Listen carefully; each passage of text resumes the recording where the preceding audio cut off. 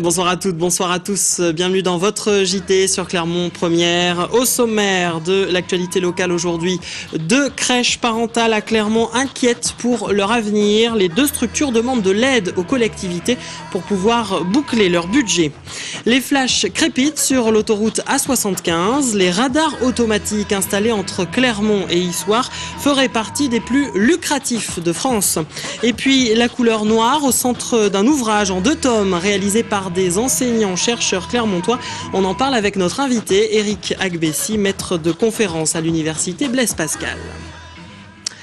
Il ne reste plus que 2 crèches parentales à Clermont et elles pourraient bientôt disparaître. Ces structures sont en proie à d'importantes difficultés financières. Les parents et les personnels concernés en appellent donc aux collectivités locales pour tenter de sauver ces 2 crèches. Une pétition de soutien vient même d'être lancée. Émilie Bouvet. En crèche parentale, les parents s'investissent. 4 heures hebdomadaires sur place pour l'accueil, des ateliers ou de l'administration. Les petits loups et les petites canailles comptent au total 20 salariés, dont 6 emplois aidés pour 38 places de tout petits. Cette année, le budget inquiète très fortement les parents, notamment à cause de la PSU, la prestation de service unique. Nous, on tire le signal d'alarme là très fortement parce qu'on vient de mettre en place cette prestation de service unique à partir de septembre-octobre l'année dernière. On a une petite visibilité du coup de la perte financière que ça engage pour nous et on arrive à estimer à 35 000 € le trou, entre guillemets, qu'il y aura pour l'année prochaine sur chaque structure. Avant la mise en place de cette prestation de service unique, on comptait 400 crèches parentales en France. Aujourd'hui, 200 ont survécu. Parfois grâce à une volonté municipale, comme à Toulouse, Nice ou Grenoble. L'aide financière que peut donner la caisse d'allocation familiale, elle est basée sur le nombre exact d'heures que sont gardés les petits-enfants dans les structures, alors qu'avant on était sur un forfait. Et il y a effectivement, de par la subvention d'équilibre qui est donnée par les CAF, un manque à gagner important pour toutes les structures de la petite enfance. Souhaitant tout mettre à plat, l'adjointe à la petite enfance retrouvera les parents ainsi que les autres partenaires financiers, CAF et Conseil général, le 6 mars prochain à 14 h. Quels sont les radars qui flashent le plus? Le magazine AutoPlus a publié cette semaine le classement des radars automatiques les plus actifs de France. Les 2 installés le long de l'autoroute A75 entre Clermont et Issoire figurent en très bonne position dans ce classement. Chacun comptabilise environ 130 flashs par jour, soit près de 50 000 flashs en tout sur l'année 2011. Écoutez ces quelques réactions d'automobilistes recueillies aujourd'hui à proximité de l'A75 par Catherine Lopez et Daniel Roche. Oh ben, les radars sur A75, ils sont sûrement utiles, oui, parce que surtout dans les tournants de coude, 90, je pense que la route est assez dangereuse quand même. Parce que c'est la sécurité routière, c'est pour éviter les accidents, les excès de vitesse. Moi, je pense que c'est une bonne chose parce qu'il y a des gens qui roulent assez vite quand même. Donc ça permet de réduire la vitesse. Ça me casse les pieds, c'est tout. Il faut des flics, c'est sûr, il faut des limitations de vitesse, mais il ne faut pas emmerder le monde. Et un autre radar en Auvergne fait encore mieux. Il s'agit d'un appareil installé sur la RCEA entre Montmarault et Moulins qui réalise en moyenne près de 180 flashs par jour. L'Allier, justement, qui prend soin de ses routes après l'épisode de froid de ces derniers jours, le Conseil général se retrouve contraint de mettre en place des barrières de dégel. L'opération a démarré aujourd'hui. Elle consiste à interdire certaines routes aux poids lourds le temps que les sous-sols dégèlent. Tout cela pour éviter d'endommager les chaussées. Voyez le reportage réalisé par Philippe Robert du côté du Maillet de Montagne. Chaque jour, cet agent des routes mesure les profondeurs de gel dans la chaussée grâce à cet appareil appelé un cryopédomètre. Ce cryopédomètre est rempli de cristaux qui changent de couleur. Ils deviennent verts quand les températures sont positives et il devient noir quand les températures deviennent négatives. Et le constat est édifiant. Actuellement, la chaussée est dégelée en surface sur environ 10 cm. En dessous, elle reste gelée. L'eau des pluies est produite par le dégel ne peut s'infiltrer. Le goudron éclate et la structure de la chaussée est fortement déstabilisée. D'où la mise en place de barrières de dégel. C'est le fait d'interdire la circulation aux poids lourds. Les poids lourds, en revanche, en dessous d'un certain tonnage, peuvent continuer à circuler sur des axes limités en fonction de la structure de la chaussée. Les routes limitées à 7,5 tonnes sont des routes sans structure, du chemin départemental, les anciens CD. Et les routes limitées à 12 tonnes sont des itinéraires avec des chaussées plus structurées, qui ont des structures de 20 à 30 cm de corps de chaussée. Les forces de l'ordre sont chargées de faire respecter cet arrêté signé par le président du Conseil général de l'Allier. Les contrevenants s'exposent à une amende pouvant aller jusqu'à 1 500 € et 3 ans de suspension de permis de conduire. Attention à la grippe, l'épidémie fait rage en ce moment dans le Puy-de-Dôme. Le département est d'ailleurs le plus touché de la région Auvergne, avec la semaine dernière une moyenne de 584 cas de grippe constatés pour 100 000 habitants, statistique fournie par le réseau Sentinelle. Du coup, les autorités sanitaires appellent les habitants à la plus grande vigilance pour éviter d'attraper ce virus. Écoutez le professeur Jean Bétou, chef du service des maladies infectieuses au CHU de Clermont-Ferrand. Il est assez remarquable que cet hiver, la grippe arrive très tardivement. Habituellement, c'est au mois de décembre, janvier, et là, l'épidémie est présente à la mi-février. Je parle d'épidémie parce que depuis quelques jours, le nombre de cas de syndrome grippaux signalés a dépassé le seuil épidémique. On a déjà quelques isolements. Il s'agit d'une grippe A, avant tout. Et il existe déjà des cas graves de cette grippe avec des hospitalisations.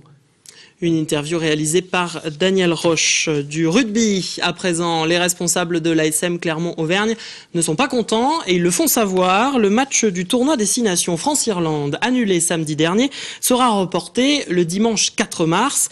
Mais le même week-end est programmée la rencontre ASM Toulouse en top 14. L'affiche se jouera donc sans les internationaux, d'un côté comme de l'autre, d'où l'agacement de Jean-Marc Lermé. Écoutez-le.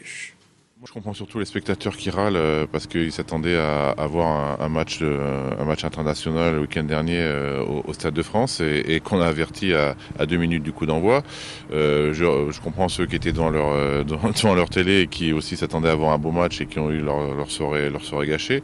Oui, c'est sûr que des matchs sans les internationaux n'ont pas la même saveur que des matchs dans lesquels tout le monde peut participer. Donc oui, tout le monde est déçu, les supporters, les partenaires, les clubs, même les joueurs, parce que les joueurs de l'équipe de France aujourd'hui, ils sont dans une situation délicate, ils sont un peu entre le marteau et l'enclume, entre la volonté de porter les couleurs du club et puis l'honneur de satisfaire une sélection internationale. Et là aussi, eux, ils sont un peu entre les deux et ils savent pas trop où se positionner. Donc je crois que c'est une solution qui n'est bonne pour personne.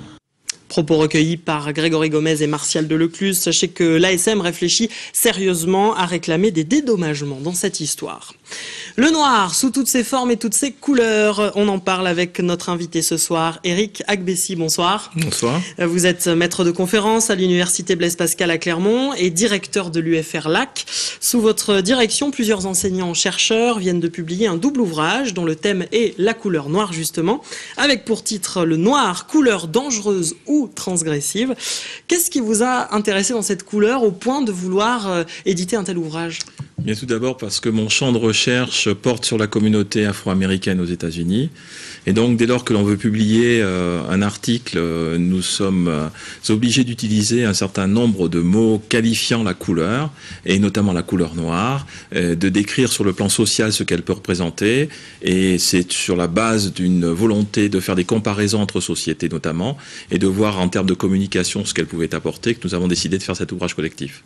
Alors cet ouvrage collectif est donc en 2 tomes. Dans le premier, vous abordez la couleur noire du point de vue de la civilisation, un terme dont on a beaucoup entendu parler récemment. Un texte revient notamment sur l'esclavagisme et quelque part, on a le sentiment que le noir fait peur et c'est ce qui peut peut-être expliquer l'esclavagisme. Ouais, le noir fait peur, effectivement, c'est une constante. Vous la retrouvez à travers de manière transversale. Elle est l'évocation du sensible et vous avez raison de dire que c'est la crainte et en fait la manière dont on a voulu se écarter ou battre d'un revers de main la crainte que pouvait suggérer la couleur noire, que l'on en est arrivé donc à faire cet enfermement d'une communauté au sein de la diaspora américaine. Alors, autre exemple très local qui concerne cet ouvrage, vous parlez notamment, ou on parle dans cet ouvrage en tout cas, de Brassac-les-Mines, avec l'exemple de ce que l'on appelait les gueules noires, les mineurs. Tout à fait. Alors c'est un aspect intéressant, c'est-à-dire que dès lors que l'on se livre à un exercice où les auteurs sont invités à participer de manière collégiale avec une idée de départ qui consiste donc à traiter la couleur, effectivement on peut s'adonner à donner une coloration locale, et celle de Brassac-les-Mines était utile. Il y avait une autre proposition d'article aussi qui tentait à montrer comment le noir pouvait à certains moments magnifier, soit sur le plan social et donc à travers le travail la couleur, soit sur le plan religieux. Nous n'avons malheureusement pas pu aboutir dans le deuxième cas. Comment vous expliquez qu'aujourd'hui, certaines personnes n'osent plus dire le mot noir, on va parler de black, d'afro-américain? Je pense que ce sont des convenances langagières qui permettent de contourner une difficulté bien réelle que représente encore aujourd'hui cette couleur. Oui, plutôt sur l'aspect des convenances qu'il faut en parler. Et alors, dans le deuxième tome de cet ouvrage, on parle du noir sous l'aspect de la communication. Oui. Est-ce qu'aujourd'hui, l'utilisation du noir n'est pas un peu délicate dans n'importe quelle publicité, communication que ce soit, tellement la couleur a on va dire, des symboliques négatives? Vous avez pu voir dans ce deuxième tome qu'il y a des contrastes sur la manière dont, en termes de communication, celle-ci peut être utilisée, cette couleur, j'entends. Vous avez l'article sur la princesse et la grenouille qui met en évidence qu'une communauté entière peut se mobiliser en disant qu'en fait l'utilisation du noir ne correspond pas à ce qu'elle a comme représentation ou ce qu'elle souhaite donner comme représentation, et à contrario vous avez une utilisation du noir sur le plan religieux qui est un aspect communicationnel fort à l'époque où au Moyen-Âge on veut développer la chrétienté. Donc il y a des contrastes. Est-ce qu'on peut dire aujourd'hui que le noir c'est une couleur? Bien écoutez, je pense que oui. Contrairement à ce que l'on a voulu démontrer pendant longtemps, cette couleur au moins, elle sert de révélateur puisqu'elle amène à des dynamiques, et d'ailleurs dans le cadre de ce travail, celui-ci ne se limite pas à ce que nous avons fait sur le plan de l'écrit. Il y aura un troisième opus au sein duquel donc les gens vont décrire les raisons pour lesquelles ils ont participé à cet ouvrage collectif, mais il y a tout un travail fait par le service Université Culture qui montre bien que oui, cette couleur, elle amène à la mise en valeur d'autres couleurs, d'autres appréciations, d'autres sentiments. Alors la question de l'ouvrage, c'est le noir, couleur dangereuse ou transgressive. Rapidement, est-ce qu'on peut répondre à cette question? Alors, elle représente un certain nombre de dangers, effectivement, sur le plan civilisationnel, c'est-à-dire dans les rapports au sein des sociétés, dans les idées qui peuvent être véhiculées. Sur le plan communicationnel, elle peut aussi, à certains moments, être source de danger, comme on a pu le voir à travers les exemples que j'ai pu vous donner tout à l'heure. De manière transgressive, je pense que là, le terme a beaucoup plus de mal à trouver une affirmation, la transgression se limitant à certains sujets qui ne sont pas au centre des préoccupations quotidiennes des gens qui ont travaillé sur le sujet. Alors, le noir, couleur dangereuse ou transgressive, sous la direction d'Éric Agbessi, c'est aux éditions Le Manuscrit. On trouve l'ouvrage dans toutes les bonnes librairies de Clermont-Ferrand. Très bien. Merci beaucoup. Merci à vous, merci de m'avoir accueilli. Hasard de l'actualité, pour terminer ce journal, on va parler d'un comique qui manie parfaitement l'humour noir, justement. Il s'agit de Christophe Alévêque, il se produit à la Baie des Singes à Cournon ce soir, demain et samedi.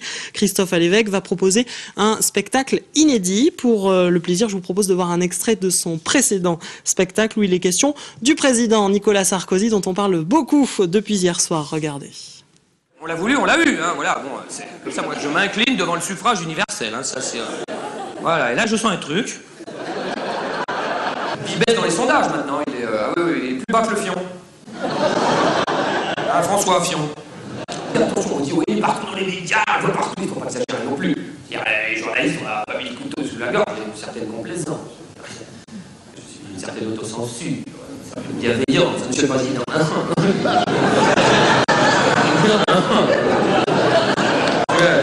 Les journalistes français et étrangers, on les reconnaît facilement, ils ont une poêle sur la langue. Ça a été fin ici, hein? Bien fait pour vos gueules. Et ben lui, quand il passe, il ne peut pas s'empêcher. Il passe devant le bâtiment de TF1, à chaque fois il fait « Maison ».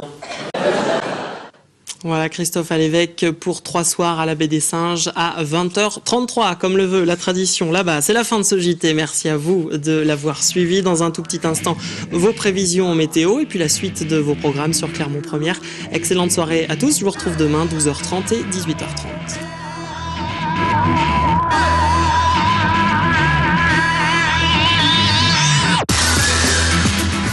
Toute l'actu locale est aussi en ligne. Retrouvez votre JT sur clermontpremière.com.